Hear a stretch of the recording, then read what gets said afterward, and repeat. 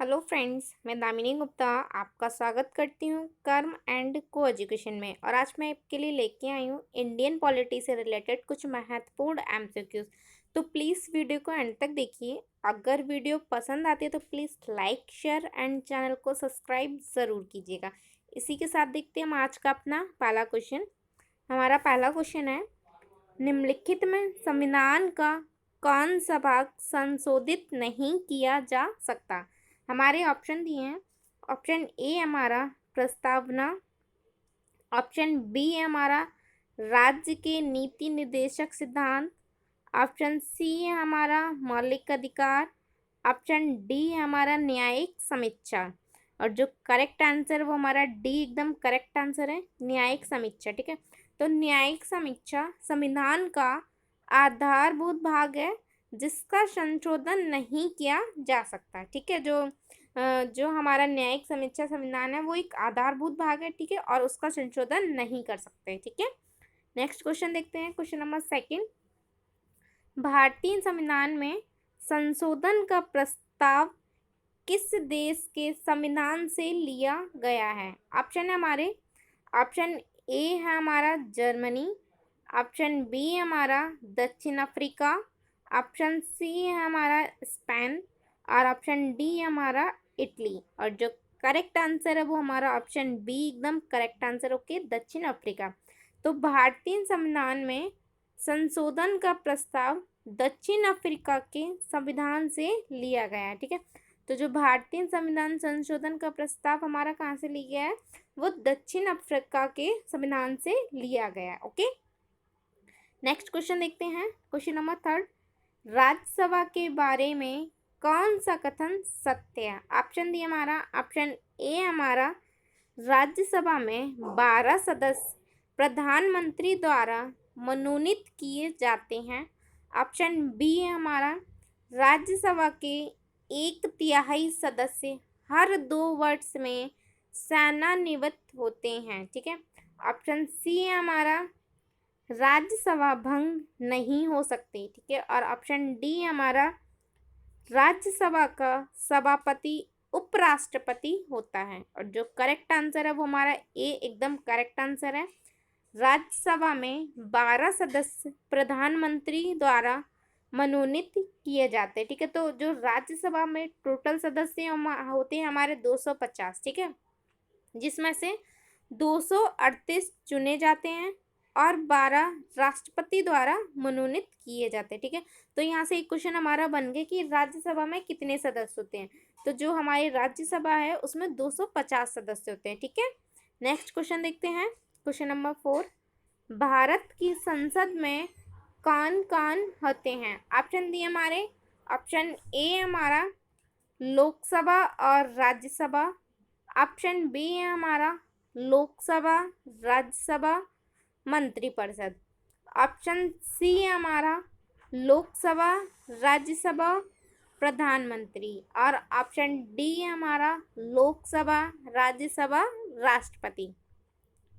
और जो correct answer है वो हमारा डी एकदम करेक्ट आंसर है। ठीक है, लोकसभा राज्यसभा और राष्ट्रपति। तो लोकसभा राज्यसभा और राष्ट्रपति को मिलाकर भारतीय संसद बनती है। ठीक है, तो एक क्वेश्चन हमारा यहाँ से बन गया कि हमारी भारतीय संसद किन किन से मिलकर बनती है। ठीक है, तो लोकसभा राज्यसभा और राष्ट्रपति, इन तीनों से मिलकर हमारी भारतीय संसद बनती है। ठीक है, नेक्स्ट क्वेश्चन देखते हैं। Question number 5। ठीक है, शिक्षा का अधिकार अधिनियम 2009 में गरीबों को 25% मुफ्त सीटों का आदेश दिया गया, जिसमें भारत के निम्नलिखित स्कूल हैं। ठीक है, ऑप्शन दी हमारा, ऑप्शन ए है हमारा केवल सरकारी स्कूल, ऑप्शन बी है हमारा केवल प्राइवेट स्कूल, ऑप्शन सी है हमारा सरकारी और प्राइवेट दोनों स्कूल, और ऑप्शन डी है हमारा सरकारी स्कूल, अनुदानित प्राइवेट स्कूल, बिना अनुदानित प्राइवेट स्कूल। ठीक है, और जो करेक्ट आंसर है हमारा डी एकदम करेक्ट आंसर है, सरकारी स्कूल, अनुदानित प्राइवेट स्कूल, बिना अनुदानित प्राइवेट स्कूल। ठीक है, इसी के साथ देखते हैं नेक्स्ट क्वेश्चन। Question number 6। ठीक है, तो निम्नलिखित पर ध्यान दीजिए। फर्स्ट है हमारा भारत का मुख्य न्यायाधीश, ठीक है। सेकंड है हमारा सुप्रीम कोर्ट के अन्य न्यायाधीश। तो पूछा गया हमसे राष्ट्रपति उपयुक्त में से किसकी नियुक्ति के लिए सर्वोच्च न्यायालय के न्यायाधीशों से परामर्श कर सकते हैं, ठीक है। ऑप्शन दी है हमारा, ऑप्शन ए है हमारा केवल फर्स्ट, ऑप्शन बी है हमारा केवल सेकंड, ऑप्शन सी है हमारा फर्स्ट और सेकंड दोनों, और ऑप्शन डी है हमारा इनमें से कोई नहीं। और जो करेक्ट आंसर है वो हमारा सी एकदम करेक्ट आंसर है, ठीक है। एक और दो दोनों। तो राष्ट्रपति यदि आवश्यक सोचते हैं तो लेख 124 के सेकंड के अनुसार सर्वोच्च न्यायालय न्यायाधीश नियुक्त करने के लिए राज्यों के उच्च न्यायालयों के न्यायाधीशों से परामर्श ले सकते हैं, ठीक है। नेक्स्ट क्वेश्चन देखते हैं, क्वेश्चन नंबर 7। भारत का संविधान लोगों को भिन्न राज्यों में व्यापार, वाणिज्य और आवागमन का अधिकार प्रदान करता है। हालांकि इस प्रावधान के बावजूद भारत में एक नए राज्य के अन्य राज्यों से माल के आयात पर कर लगाने के लिए कानून बना सकता है, बशर्ते अन्य राज्यों में भी ऐसा ही कर लगा हो। राज्य ऐसा कानून बना सकता है या नहीं, इसका निर्धारण कौन करता है?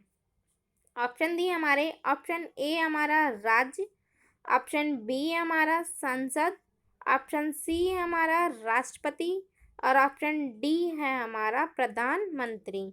और जो करेक्ट आंसर है हमारा सी एकदम करेक्ट आंसर है, राष्ट्रपति, ठीक है। तो भारत का संविधान लोगों को भिन्न राज्यों में व्यापार, वाणिज्य और आवागमन का अधिकार प्रदान करता है। अनुच्छेद 301 का कहना है कि आम जनता के लिए के हित में क्षेत्र के कुछ हिस्सों में संसद प्रतिबंध लगा सकती है। उदाहरण के लिए एक अकाल राज्य संसद को कुछ भेदभाव कानून लागू करने का नेतृत्व कर सकता है अगर वह भेदभाव सार्वजनिक हितों के पक्ष में है। अनुच्छेद 303 के अनुसार भारत में एक राज्य भारत के अन्य राज्यों से माल के आयात पर कर लगाने के लिए कानून बना सकता है, बशर्ते अन्य राज्यों में भी ऐसा ही कर लगा हो। इस तरह का कर राज्य लगा सकता है या नहीं, इसका निर्धारित राष्ट्रपति द्वारा किया जाता है, ठीक है। आइए समझ में। इसी के साथ देखते हैं नेक्स्ट क्वेश्चन, क्वेश्चन नंबर 8। 1986 में नागरिकता अधिनियम के विभिन्न संशोधन में निम्नलिखित परिणाम दिए गए हैं। फर्स्ट है दोहरी नागरिकता, सेकंड है 18 साल की उम्र में सही मतदान, सी है श्रीलंका, बांग्लादेश आदि के शरणार्थियों द्वारा नागरिकता प्राप्त करने में कठिनाई। इन या फिर इनमें से कौन से सत्य हैं? ऑप्शन दिया first and third, option B है सेकंड एंड थर्ड, और ऑप्शन सी है केवल थर्ड, और ऑप्शन डी हमारा इनमें से कोई नहीं। और जो करेक्ट आंसर है हमारा सी एकदम करेक्ट आंसर है, केवल थर्ड, ठीक है। तो पहली बात यह है कि हमें ध्यान रखना होगा कि भारत के संविधान ने पूरे देश के लिए एक नागरिकता प्रदान की है। OCI और PIO जैसी अवधारणाओं के बावजूद जिन्हें अब विलय कर दिया गया है, भारत में कोई दोहरी नागरिकता नहीं है, ठीक है। जो लोग इन श्रेणियों में हैं वे मतदान अधिकारों का प्रयोग नहीं कर सकते हैं। मतदान का अधिकार संवैधानिक है और 61वें संशोधन द्वारा मताधिकारी की आयु 21 से 18 की गई है, ठीक है। नेक्स्ट क्वेश्चन देखते हैं, क्वेश्चन नंबर 9। निम्नलिखित पर ध्यान दीजिए। फर्स्ट है हमारा लोकसभा, सेकंड है हमारा राज्यसभा, थर्ड है हमारा विधानसभा। राज्यसभा का सभापति इनमें से किसके मतों से चुना जाता है, ठीक है। ऑप्शन दी हमारे, ऑप्शन ए हमारा केवल फर्स्ट, ऑप्शन बी हमारा first and second, option C हमारा फर्स्ट सेकंड एंड थर्ड, और ऑप्शन डी हमारा इनमें से कोई नहीं। और हमें बताना क्या है कि राज्यसभा का सभापति इनमें से किसके मतों से चुना जाता है, जैसे कि लोकसभा, राज्यसभा या विधानसभा के सदस्य। तो जो करेक्ट आंसर है हमारा वो है बी, फर्स्ट एंड सेकंड। ठीक है। भारतीय संविधान के अनुच्छेद 89 के फर्स्ट के अनुसार राज्यसभा का सभापति उपराष्ट्रपति होता है। ठीक है। अनुच्छेद 66 के फर्स्ट के अनुसार उपराष्ट्रपति को लोकसभा और राज्यसभा के सदस्यों द्वारा अनुपातिक प्रतिनिधित्व प्रणाली द्वारा चुना जाएगा। राज्यसभा के उपसभापति को केवल राज्यसभा सदस्यों द्वारा चुना जाता है। ठीक है। नेक्स्ट क्वेश्चन देखते हैं, क्वेश्चन नंबर 10, और ये आज का हमारा आखिरी क्वेश्चन है। राष्ट्रीय वरिष्ठ नागरिक परिषद का अध्यक्ष कौन करता है? ऑप्शन डी हमारे, ऑप्शन ए हमारा भारत का प्रधानमंत्री, ऑप्शन बी हमारा राष्ट्रीय विकास परिषद का अध्यक्ष, ऑप्शन सी हमारा नीति आयोग का वाइस चेयरमैन, और ऑप्शन डी हमारा सामाजिक न्याय और आधिकारिक मंत्री। और जो करेक्ट आंसर है वो हमारा डी एकदम करेक्ट आंसर है, सामाजिक न्याय और आधिकारिकता मंत्री। राष्ट्रीय वरिष्ठ नागरिक परिषद का अध्यक्ष सामाजिक न्याय और आधिकारिक मंत्री होता है। ठीक है। तो आज के लिए इतना ही, मिलते हैं नेक्स्ट वीडियो में। अगर वीडियो पसंद आई तो please like share and channel को सब्सक्राइब, अगर नहीं किया है तो प्लीज़ चैनल को सब्सक्राइब ज़रूर कर लीजिएगा। Thank you.